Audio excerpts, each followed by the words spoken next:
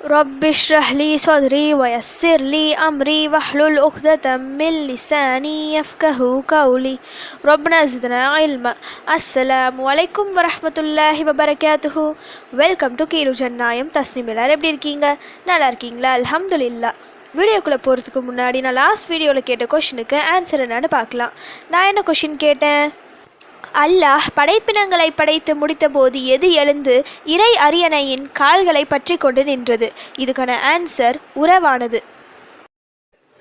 ரமதான் மாதத்தில் நாம் செய்யும் ஒவ்வொரு அமலுக்கும் அதிக நன்மைகள் கிடைக்கும் என அறிந்து நம்மால் எவ்வளவு முடியுமோ அதைவிட சற்று அதிகமாகவே அமல்கள் செய்வோம்.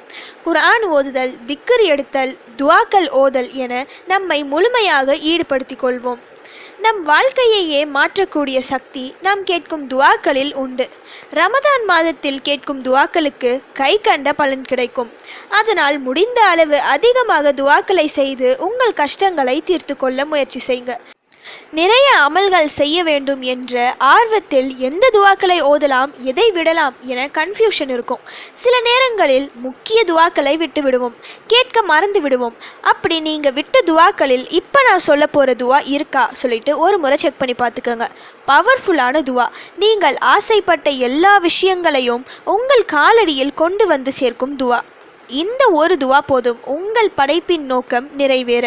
ஃபஸ்ட்டு துஆ சொல்லிட்டு பிறகு எத்தனை முறை எப்போ ஓதணும் இதை சொல்கிறேன். இப்போ துஆ என்னன்னு பார்க்கலாம். ربنا آتنا في الدنيا حسنة وفي الآخرة حسنة وقنا عذاب النار. ربنا آتنا في الدنيا حسنة وفي الآخرة حسنة وقنا عذاب النار. இதோட மீனிங் என்னன்னா, எங்கள் இறைவா, இவ்வுலகிலும் எங்களுக்கு நன்மையை வழங்குவாயாக, மறுமையிலும் நன்மையை வழங்குவாயாக, நரக வேதனையிலிருந்து எங்களை காப்பாயாக.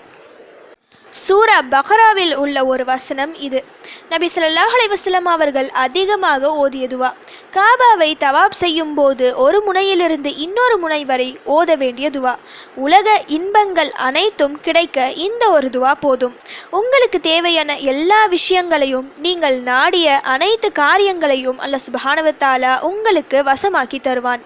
இந்த உலக வாழ்க்கையோடு இல்லாமல் மறுமையிலும் சிறந்ததை அல்லாஹ் தருவான். நாம் ஒவ்வொரு முறை துஆ கேட்கும் போதும் இம்மை மற்றும் மறுமை இந்த இரண்டிற்காகவும் துஆ கேட்க வேண்டும்.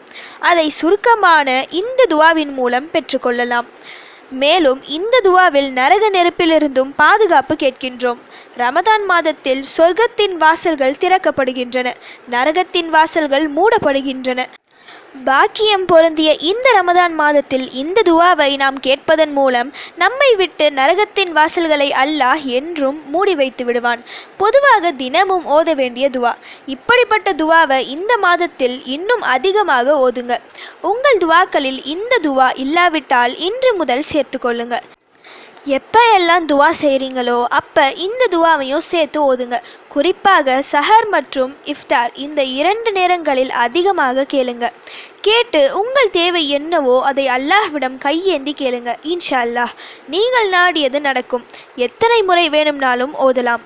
சோதனைகள் கொடுத்த அல்லாஹ் தான் அதிலிருந்து விடுபட துஆ என்ற வழியையும் நமக்கு காட்டியுள்ளான். அதனால் அதிகமாக துஆ செய்யுங்க. என்னையும் உங்கள் துஆவில் சேர்த்துக்கோங்க. ஓகே, இப்போ ஃபைனலி கொஷின் டைம்.